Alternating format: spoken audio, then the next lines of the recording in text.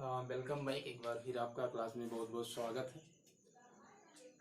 देखिएगा, पिछली वाली क्लास में हमने आपसे बात करी थी कि आखिर ब्रह्मांड के बारे में हमारे जो भूगोल वेत्ता थे इन्होंने क्या क्या हमें बताया था, इन्होंने क्या क्या कहा था। तो उसके आगे जो हमें आज बात करनी थी वो बात करनी थी ब्रह्मांड की उत्पत्ति।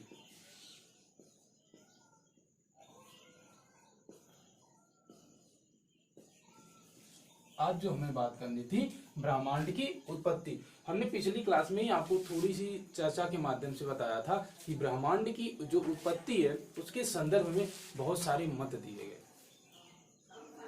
कभी कभी ये कहा गया कि एक हमारे पूरा ब्रह्मांड है वो एक पदार्थ से बना हुआ है। कभी कभी कहा गया कि दो सूर्य आपस में टकराए तब ऐसा हुआ। कभी कभी कहा गया कि एक ही सूर्य था जो टूट के ये बना है। तो इस प्रकार से बहुत सारी अवधारणाएं थी। तो हमें सबके बारे में नहीं पढ़ना है, लेकिन हाँ उसमें एक अवधारणा थी जिसको हमने पिछले क्लास में आपको थोड़ा सा बताया था। तो आज उसी को हम कंटिन्यू करेंगे। तो जो पिछली वाली अवधारणा थी उसको समझने की कोशिश करेंगे। हमने आपको बताया था एक अवधारणा थी जिसे कहा जाता था बिग बैंग थ्योरी, या इसी को नाम दिया जाता है बिग बैंग थ्योरी, या इसी को नाम जो दिया जाता है वो दिया जाता है बिग बैंग सिद्धांत, महाविस्फोट सिद्धांत।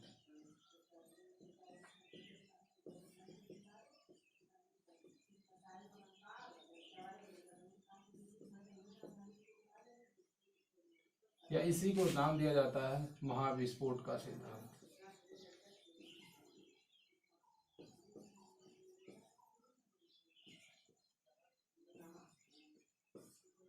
महाविस्फोट का सिद्धांत। देखिएगा, इसको देने वाले जो वैज्ञानिक थे, अगर उसके बारे में लिखना है तो थोड़ा सा लिख लीजिए। इन्होंने अपना जो ये सिद्धांत बताया था वो बताया था 1894 से 96 ईस्वी के मध्य इन्होंने बताया था। और जो वैज्ञानिक थे उनका जो नाम था वो नाम था जॉर्ज लेमेंटेयर।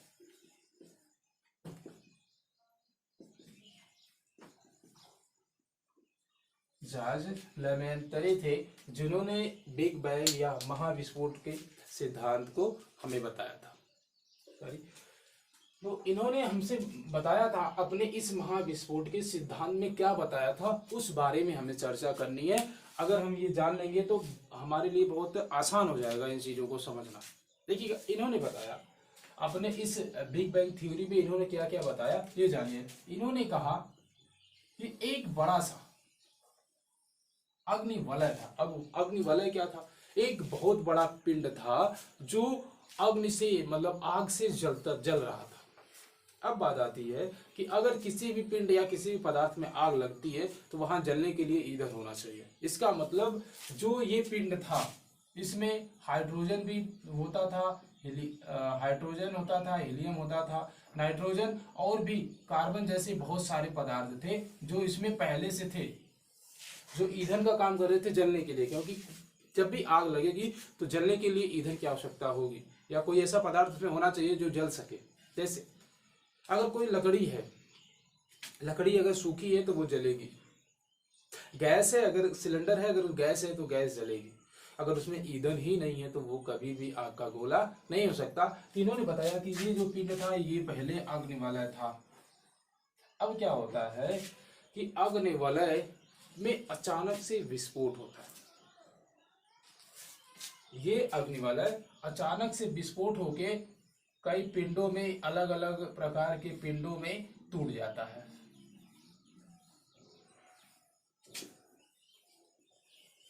मतलब ये बिना आकार के हिस्से में टूट जाता है। अब जब बिना आकार ये वाला हिस्सा, चाहे ये, चाहे इसकी बात करें, चाहे इधर, चाहे इधर, चाहे यहाँ, चाहे यहाँ, मतलब जिस भी प्रकार में ये टूटा।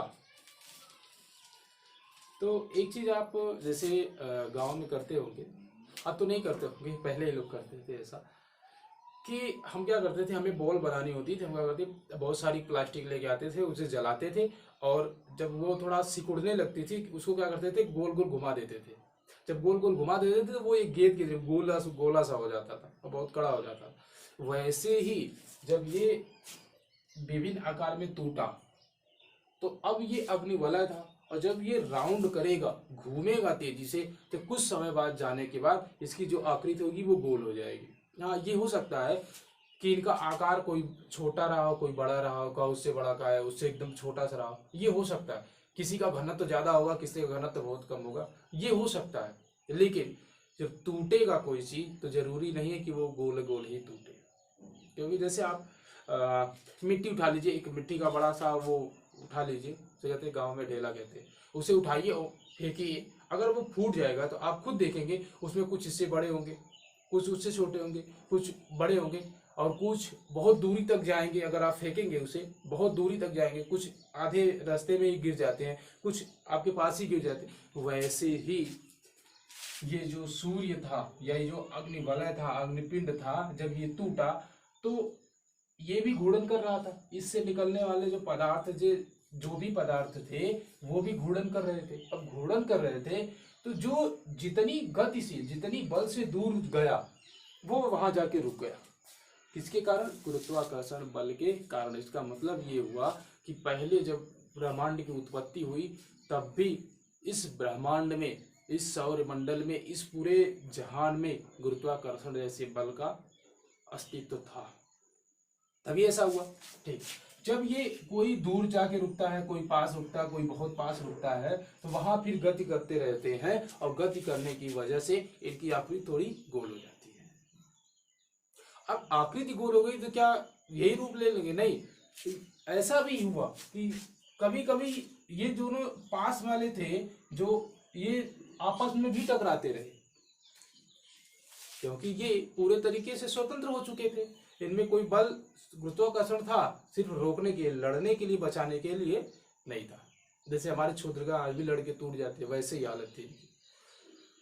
तो जब ये आपस में भी लड़ते थे तो कभी कभी होता था कि जो मजबूत होता था वो तो बच जाता था, जो छोटा वाला होता वो चकनाचूर हो जाता था, फिर वो दूरी तक जाता था, जो छोटा वाला होता और दूर चला जाता था लड़ने के बाद। अब जब लड़ने के बाद और दूर जाएगा तो ब्रह्मांड का विस्तार और दूरी तक होगा। अब वैसे ही जब ये और दूरी तक जाते रहे तो ऐसा होता है, जैसे आप घर से खूब नहा धो के निकलिए एकदम सेंट मार के, और रास्ते में जाइए, रास्ते में कोई ऐसा रोड मिल जाए टूटा हुआ, एकदम बाकायदा धूल उड़ रही हो खूब जोर जोर से, आप वहां से गुजर जाइए, कुछ दूरी तक जाएंगे, ऐसा लगेगा पक्का पूरा पाउडर लगवा के आए हैं। ठीक, तो ऐसे ही जब ये पदार्थ दूरी तक जाते थे तो ब्रह्मांड में बहुत सारे अपशिष्ट पदार्थ भी थे जो इनकी चपेट में आ जाते हैं और इनके ऊपर एक परत बना लेते हैं। धीमे धीमे क्या होता रहा, ये इनका एक सम्मिलित रूप बन गया। कुछ पार्टिकल ठंडे हो गए, जो इन्होंने बताया था, जार्ज लेमेंतेर, मैं उदय ने बताया था, उसकी बात मैं कर रहा हूं, मैं अपनी बात नहीं आपसे कह रहा, इनकी बात ही आपको मैं बता रहा हूं कि इन्होंने कहा कि जब ये दूसरे पदार्थों के चपेट में आए तो उसको अपने पास ले लिया, फिर कुछ जो खराब था वो छोड़ दिया, या कुछ अच्छा था उसे ले लिया, अच्छा छोड़ दिया, खराब ले लिया, जो भी जहां पे मिला उसको ले लिया, और धीमे धीमे जो इनकी आकृति थी वो गोल होती चली गई। बहुत समय तक ये कहानी चली, और इन्होंने बताया कि उसका ही कुछ हिस्सा था, जिससे सूर्य, पृथ्वी, ग्रह, उपग्रह जो भी है, चाहे वो क्षुद्र ग्रह हो, चाहे उनका पिंड, जितना भी निर्माण हुआ वो सिर्फ निर्माण हुआ था एक पिंड से, जिसे हम नाम देते हैं बिग बैंग थ्योरी या महाविस्फोट का सिद्धांत। आपसे पूछा जाता है कि महाविस्फोट का सिद्धांत किसने दिया था? महाविस्फोट का सिद्धांत देने वाले महोदय थे 1894-96 के मध्य जार्ज लेमेंतेर। ये चीज आपसे पूछी जाती है। कभी कभी इसी को एक और नाम दिया जाता है, विस्तारित ब्रह्मांड परिकल्पना। इसी को एक नाम दिया जाता है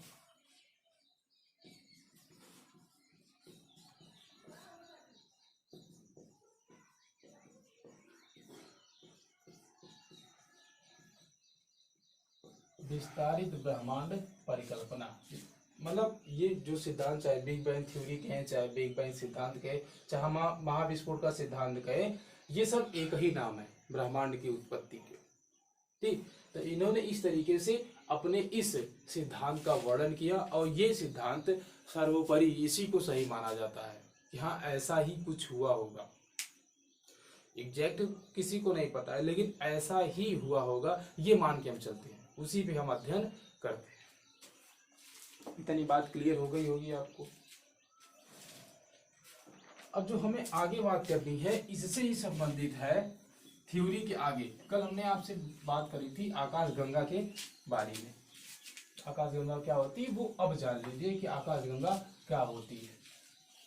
ये आकाशगंगा में जो चीजें आएंगी उसके आगे मतलब एक सीरीज से पढ़ते रहेंगे और हो सकता है 2-4 लेक्चर में ब्रह्मांड खत्म हो जाए। और लेकिन एक चीज है कि आप अगर पढ़ लेंगे 1-2 बार बढ़िया से फुल वीडियो, तो ये दावा है कि इससे आने वाले क्वेश्चन आप छोड़ के नहीं आएंगे, ये 100% है। लेकिन बस वही चीज़ है, आप पढ़ी तो सही, गोला मारने की आदत हो गई है आपकी, होती है सबकी होती है समय के हिसाब से, तो वो चीज़ नहीं होनी चाहिए। देखिएगा हमने जो अब हम बात करेंगे वो आकाशगंगा की बात करेंगे, गैलेक्सी की। हमने पहली वाली क्लास में हम बताया था कि जो आकाशगंगा है वो बहुत सारे तारों से मिलके बनी होती है। अब उसी के बारे में थोड़ी डिटेल में बात करनी है कि आखिर क्या क्या होता है इसमें। ठीक, गैलेक्सीज।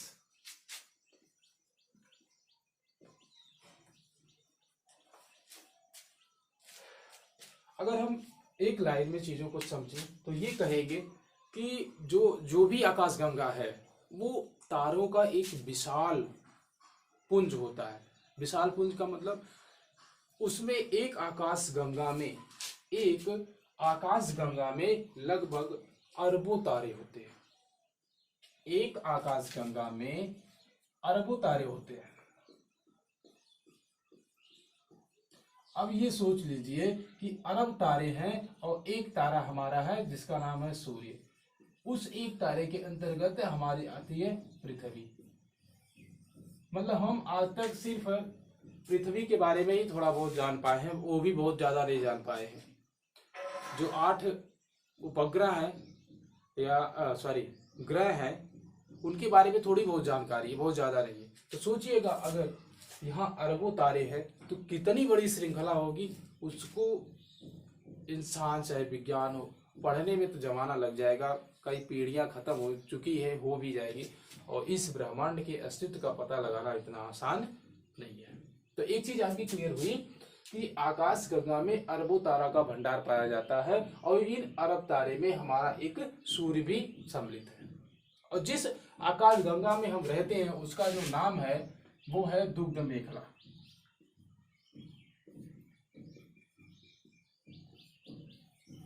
मिल्की वे।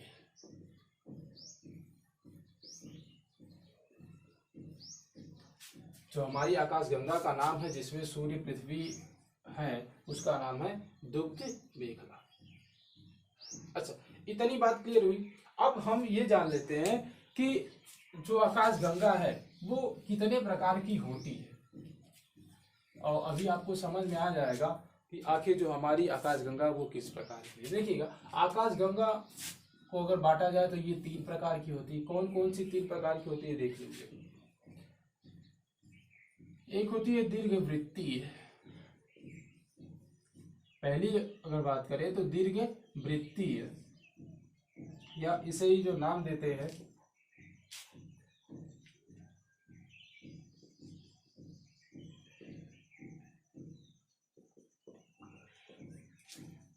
एलिप्टिकल, दीर्घवृत्तीय। दूसरी जो आकाशगंगा है जिसको कहते हैं सर्पिलाकार,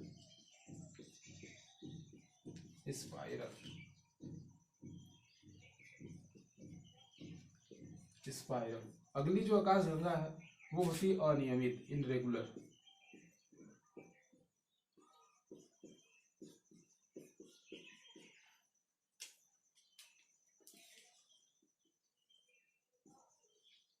देखिएगा 3 प्रकार की होती है आकाशगंगा। अब इन तीनों को एक एक करके हम अध्ययन कर लेंगे कि आखिर क्या होता है इसमें, तो चीजें क्लियर हो जाएंगी। ठीक, देखिए तो पहली हमारी आकाशगंगा हमारी नहीं, जो आकाशगंगाएं होती हैं उनका प्रकार अलग अलग होता है। और जैसे दीर्घवृत्तीय, सर्पिलाकार, अनियमित। ठीक, अब जो हमें बात करनी है वो दीर्घवृत्तीय आकाशगंगा के बारे में बात करनी। एक एक दो दो लाइन है उसके बारे में पढ़ लीजिए। जो दीर्घवृत्तीय आकाशगंगा होती है इसमें पुराने तारों का समूह पाया जाता है।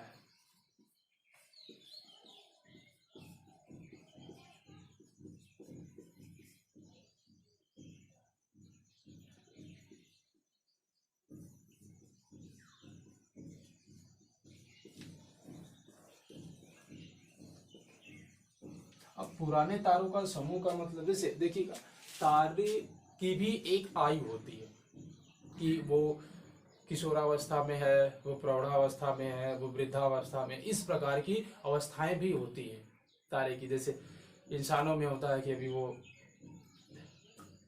शैशवावस्था में है, फिर उसके बाद बाल्यावस्था में, फिर किशोरावस्था में, फिर प्रौढ़ावस्था में, वृद्धावस्था में, दैट्स फिनिश।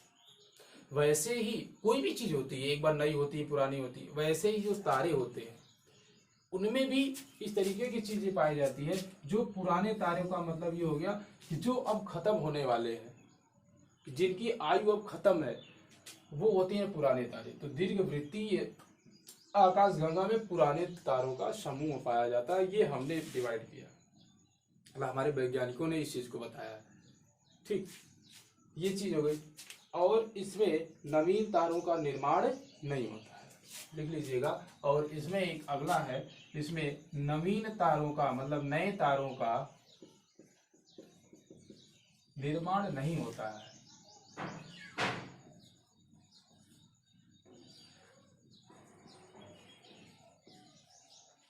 पुराने तारों का समूह होता है, नवीन तारों का निर्माण नहीं होता है। उस आकाशगंगा को कहते हैं दीर्घवृत्तीय आकाशगंगा।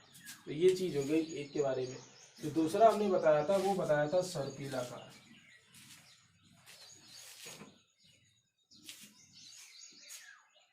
जो दूसरा हमने आपसे बताया था स्पाइरल वाला सर्पिलाकार। देखिएगा, जो सर्पिलाकार हमने बताया था इसकी विशेषताएं क्या क्या होती हैं। इसका जो आकार होता है वो तस्तरी नुमा होता है। अब तस्तरी आप देख ही लेंगे कैसी होती है तस्तरी। तो लिखिएगा, इसका जो आकार होता है वो तस्तरी नुमा होता है। सर्पिलाकार, ठीक, तस्तरी नुमा होता है। और इसके केंद्र में अधिक तारे पाए जाते हैं या अधिक तारों का जमाव होता है। केंद्र में तारों का जमाव होता है। अब बात आती है केंद्र में तारों का, जो अभी हमने बताया था सूर्य केंद्रित अवधारणा का मतलब कि जो भी उसके ग्रह होंगे, उपग्रह होंगे, वो एक तारे के चारों तरफ घूमेंगे, तो उसे कहा जाता है सर्पिलाकार। वैसे ही जो हमारी आकाशगंगा है मिल्की वे, दुग्ध मेखला, इसका जो आकार है, मिल्की वे का जो आकार है वो है सर्पिलाकार। बात समझ आई कि एक कोई सूर्य है, उसके चारों तरफ ग्रह उपग्रह का घूमना जो होता है वो सर्पिलाकार होता है। जो हमारा आकाशगंगा है जिसका नाम है मिल्की वे, उसका जो आकार है वो है सर्पिलाकार। तो ये चीजें हो गई। अच्छा, इसके आगे जो तीसरा हमने बताया था, देखिएगा इसके बारे में अगर पढ़ेंगे तो बहुत ज्यादा है, लेकिन आप सब पढ़ के करेंगे क्या, क्योंकि आपसे उतना अंदर पूछा नहीं जाना है ना, तो बहुत अंदर जाने की आवश्यकता नहीं है। ठीक, अगला जो था अनियमित आकाशगंगा।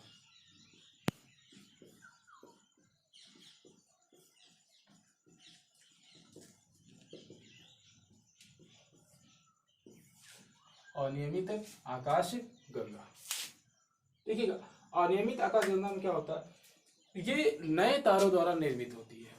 मतलब अनियमित जो आकाशगंगा होती है इसमें नवीन तारों से बनी होती है।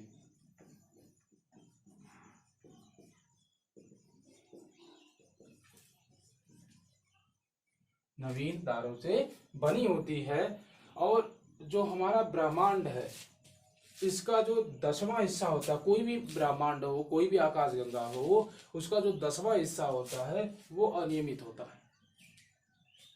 तो ब्रह्मांड के सभी आकाश गंगाओं का 10वां हिस्सा, ब्रह्मांड में जितनी भी अरबों खरबों आकाश गंगाएं हैं उनका जो 10वां हिस्सा होता है वो होता है अनियमित होता है। तो ये चीजें हो गई आकाशगंगा की प्रकार। आकाशगंगा क्या होती है, आकाशगंगा में कितने तारे होते हैं, ये सारी चीजें, और हमारी आकाशगंगा है उसका आकार क्या है, ये सारी चीजें इस वाली क्लास में पूरे तरीके से क्लियर हो गई। अगर कोई भी समस्या हो कमेंट बॉक्स में आइएगा, लिखिएगा, ठीक। और देखिएगा ये बात कही जाती है कि समझ आनी चाहिए, आपको समझ आ रही है नहीं आ रही ये भी बताइएगा। और कोई सकारात्मक सुझाव होगा तो वो भी कमेंट बॉक्स में दीजिएगा, उस पर काम किया जाएगा। और वीडियो कैसी लग रही है वो जरूर बताइए, क्लास कैसी लग रही है। ठीक है, मिलेंगे अगले लेक्चर में, तब तक के लिए जय हिंद, नमस्कार, ठीक।